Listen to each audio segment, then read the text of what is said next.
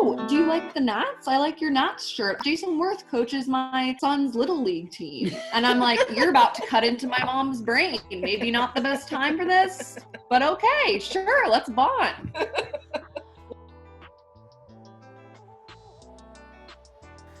All right, guys, thanks for tuning in to part 2 of my interview with Sydney and Susan Chervenik.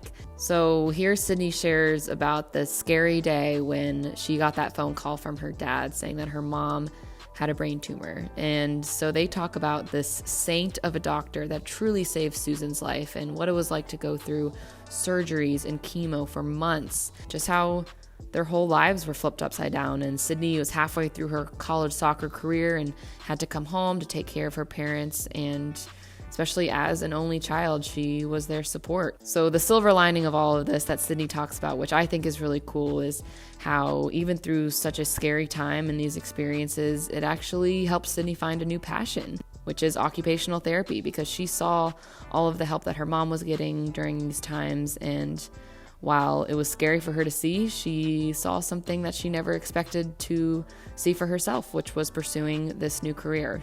But here is Sid and Suze with the rest of their story. Sydney is an only child. Really, when the news came, and I wasn't aware of the phone call because I was, in the hospital. But I think Dad, George, called Sydney at school and said, "You've got to come home right away." She doesn't actually remember. So I know a little bit. From the story, but let me tell you what happened according to Dad, because I was still at school when this was happening. But prior to us finding out about the tumor, she was having problems at work, and we were all like, this boss is an asshole. Like, what is going on? Like, she was messing up documents. She's been a paralegal for 30 years. So it's very unlike her to make mistakes like that. So we all thought this boss was just a douche canoe, picking on her and stuff. And so we would, have family chats well, do you need to quit? And she'd talk to my dad about it, blah, blah, blah. So the events kind of leading up to the ER trip was, sorry if you hear Vinny eating, I'm sorry, was Dad called me on a Saturday morning where they were supposed to come down to Radford to visit me. And he called me and said, "Hey, we're not going to be able to come down today because Mom's not acting well. She's not acting right." And I'm like, what are you talking about? Is she sick? Is she throwing up? What's, you think the flu or something. Yeah. And he said, well, she's not acting right. She's in her business clothes. It's very weird. The brain is a weird thing. And so on Saturday morning, they were upstairs in the bedroom, and she was putting her work clothes on to go to the office. And my dad thought she was joking and trying to be funny, and was like, "Suze, what are you doing? We're going to see Sid." And she's like, "No, I have to go to work today." So he went downstairs to pack the car, and she comes down into the garage in her work outfit to go to work. And he was like, "What are you doing? We need to go see, we're going to see Sid today. Do you know what day it is?" Mm-hmm. And she's like, I don't know what you said, maybe Thursday or something. He was like, "Stop." And she actually tried to push him. And I would never do that because he's a big guy. He's he's 6'1", and he's a large man. 240 pounds. She's shorter than me. I'm 5'7". Hey. And I'm not a goalie. And so I'm not even tall for a goalie.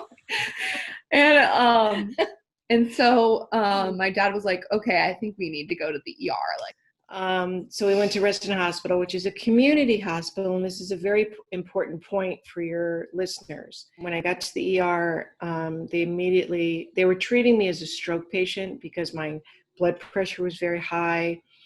I had been complaining. I really didn't have a whole lot of symptoms, but I had been complaining of a very, very bad headache on the right side of my head. She had hemiparesis. She had facial droop, a little bit on one side. So it presented as somewhat as a stroke. Mm-hmm. Right away, they took me down for a CT scan of my brain because of the headaches. Mm-hmm. And then later in the afternoon, they took me down for an MRI of the brain.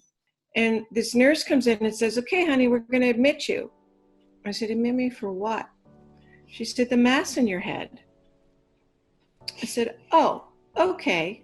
Can I see my husband, please? Oh my gosh.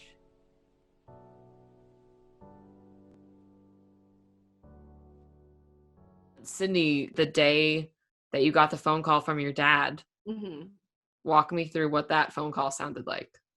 So he had just told me that this was like the afternoon call, and he was like, you know, mom has a mass in her head and it's the size of like a baseball. And I'm like, oh my God, a brain tumor. Cause like I said, I like study that stuff. It was one of those moments I told my best friend, Melissa, and she actually started crying. I was like, my mom has some kind of mass, like a tumor. And she started crying. And I'm like, why are you crying? I'm not crying. You're crying. Like, and then we Like, just should I started be hugging crying? and What's going on? crying. And she was like, I'm sorry. Okay, I'm done. I'm fine now. And like, it was just, yeah. So, Wow. I mean, I think like, you know, like everyone grows up at their own pace, but as like an only child and like my dad's only base of support, It's like I had hard. to grow up within 2 weeks. It was more challenging than playing Division I soccer. Sure. Yeah. It was so Probably challenging. harder.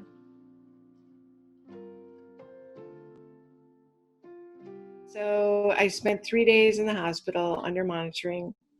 And there was this really interesting neurosurgeon who basically came up to George and said, I'd like to do a biopsy on your wife's brain. You know, there was no one there to help George, you know, make decisions. He's not familiar with the medical field. And at this point in school, I was the only one who had studied anything like that. So he's like asking me if she should go to Georgetown or Hopkins. And I'm like a 22-year-old nobody. So on the third day, they transferred at Ruston. me. Yeah, I'm still at Ruston. And this is a community hospital. I keep, you know, mentioning this because it's very important.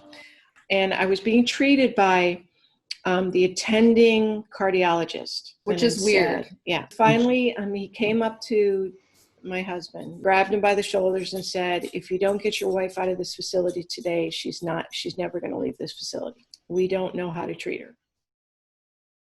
In my legal work, I'd always worked with like physicians for expert witnesses. So I called a neurosurgeon that I worked with several times. And I said, hey, can you come up and like take a look at my chart and like let me know what you think? In walks this neurosurgeon, my buddy.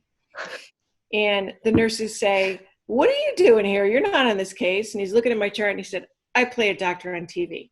And he's walking away and he says to my husband, Dr. Kevin McGrail at Georgetown, he's a rock star. Call. He calls the doctor and somehow his office gives George the private cell number of this guy. Wow. Head, like, chairperson of the neurosurgery unit at Georgetown. Yeah. And this guy is he was so great. So the story gets better with him. So and the doctor said, okay, I've reserved an operating room for your wife tomorrow morning. This is good healthcare. This is like minutes. This is good like healthcare. Like everyone, you're going into healthcare. Like this is good, an excellent healthcare. Yep. And here comes the physician's transport. I'm loaded in. Sydney rides in the ambulance to me to Georgetown. By the time I reached Georgetown, I had what? Complete facial droop. Yeah. I was having trouble talking. She was drooping in the car. My right eye was like closed. Yeah, I'm still like processing this as I'm in the ambulance. Right. Oh, by the way, she like loved to get a brain tumor during finals week. So that was good. That was lovely. Yeah. She was like really happy. Anyway. So we get to the ER at Georgetown, and I'm really not sure what happened then. I think I was just processed in and got into a room in ICU. Like when he came to meet us, I mean, okay, neurosurgeons are special people. They really are. Like they're weird, but they're so smart. They are so smart. He just waltzed on in and is like, so we need to figure out what it is. We're just going to do like a little biopsy. and we're just going to figure it out. And, oh, do you like the Nats? I like your Nats shirt. Jason Worth coaches my son's little league team. And I'm like, you're about to cut into my mom's brain. Maybe not the best time for this, but okay, sure, let's bond. Like, yeah. So I'm in ICU, and they send in this like really cute, like first year. He wasn't cute. Yes. He wasn't cute. She was His name so was John, out of it. John somebody, but he had black scrubs on, and he had Harry Potter black glasses. He was really cute. Wasn't cute. Intellectual. Sounds cute. But so John was, first year, med school student. John was with me most of the evening, and prepping me and having me sign consents and all that. And he came in to see me in the morning, and so he's like, "Do you have any other questions?" And I said, "John," I said, "I just want you to know that you don't have my permission to take me away from my family today." And he said, and I said, "I'm gonna survive this." And he said, "Yes, you are." He said, "I will see you later." And this is this really nice guy. This because is this that would young scare the man. shit out of me. Yeah, this is this young man, and he's dealing with like this 55-year-old woman that like is about to go under. Nobody knew. They knew it was large. It was 9. It was actually, they told us the size. It was 9 centimeters. And if you don't know what that means, it's about the size of a baseball or like a large lemon. Yeah, grapefruit. And it was in it was in my right frontal lobe. The frontal lobe, which controls your personality, people. And your executive functioning, which is like your organization, your ability to think critically, to have a thought. Mm-hmm. So that was fun. So off we went. Dad's crying. My aunt's yelling at somebody. Really? I'm just sitting there with my thumb up my butt. Like, it's just my like, sister. We all have our different ways of coping.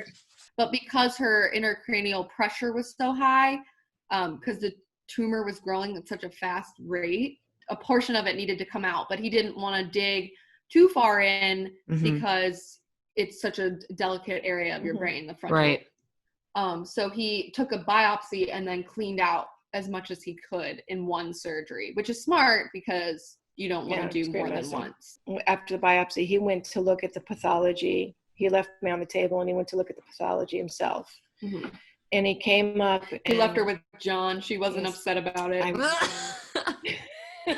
Stay as long as you need, John. Albeit I was out of it.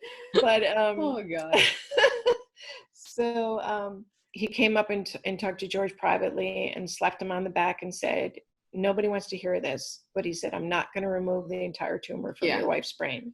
He said, it's not a glio, it's not a glioblastoma. He said, it's lymphoma. It's totally curable by chemotherapy and radiation. But he said, I didn't remove the whole entire tumor. He said, I took enough to cure her current deficits, meaning my speech and my slurred, my facial drip and all that. And he said, we'll go from here. He said, she's got a great prognosis. And, it was just like a freaking miracle. I mean, it really was, God looking down and granting me, the power to live.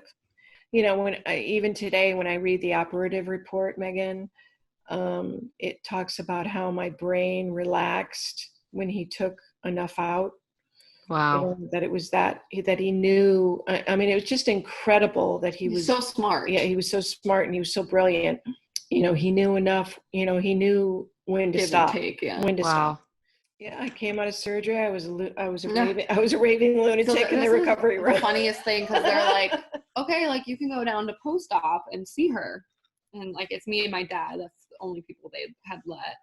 And I'm like, okay, like she's gonna, like it's fine. Like you don't know what you're gonna see. And so they open the curtain, and she sits up straight in bed, and her hair's like this because they had shaved the back of her. They shaved her head, and she has like a drain in, and she sits up like this, and she goes, Cam, and I'm looking at Dad. I'm like, oh my God, Dad, she's gorked. She's going in a home. Like she's gorked. She's fucking vegetable. Like this is the end. This is it. Like I'm gonna have to take care of you. Like, what are we gonna do? Like mom's gorked. And my dad looks at me, and the nurse goes, oh, she's just like under the anesthesia still. Like that's not, it's not, nothing's wrong with her. She's just having a dream right now. And I'm like, And I was Terrifying.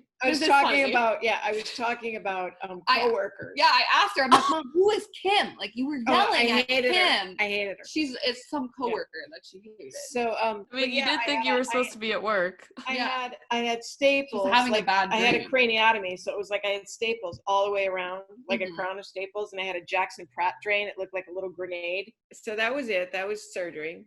I want to pause just for 1 second because we've been talking too much. No, that's great. That's, I mean, not great. I appreciate all the detail and everything because that must have been the most traumatic weekend, half of a week. I feel like that just all of that happened within the span of a few days. A lot, what was it like seeing your mom go through all of that? It was really hard. She likes this story because when we were trying to process something like that happening to your family and such a strong role in your family, like the head of the household has all my shit together all the time, does everything, whatever.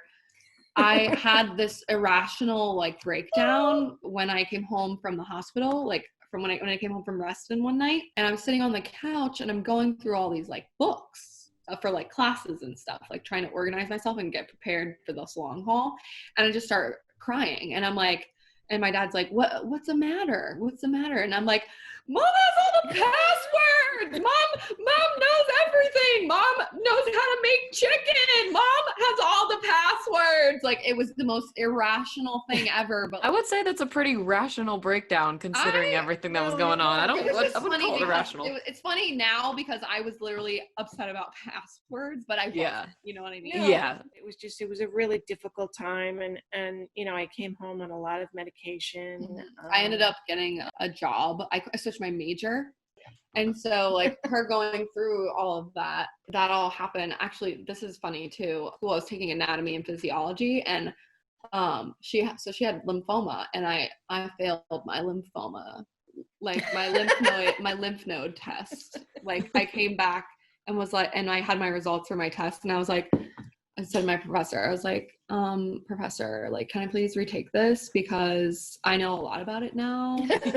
So like I failed and it was like ironic that I had my mind failed. wasn't here. And so he let me retake it though. So that's good. Oh, that's good.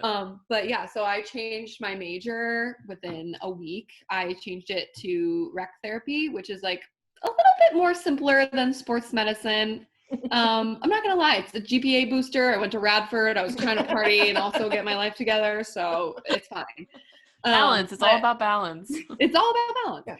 But with her experience, you know, I spent a lot of the time in the hospital in the waiting rooms. I would walk around a lot, and you know, she would tell me about her occupational therapists, and I like loved hearing that. Like they got her up out of bed and they made her feel better. They helped her wash her face. Like they helped her shave her head. Yeah. So like OT would come in and help her and stuff. And I learned a lot about it. I did research on it. I called her like a week later and was like, by the way, I switched my major to rec therapy so that I can go to grad school for OT. And she's like, all right. I said, what the hell's rec therapy? And I was like, I had to go to the Mom, website you've been doing school. it. I was like, what the hell is rec therapy? Yeah. And then I came home for the summer because I was supposed to not come home. And I ended up coming home and getting a job. And like I said, like it just kind of like, it made me like grow up. Like was really hard. I was going to party school and this thing happened to my family and I made a lot of sacrifices. I remember, besides soccer.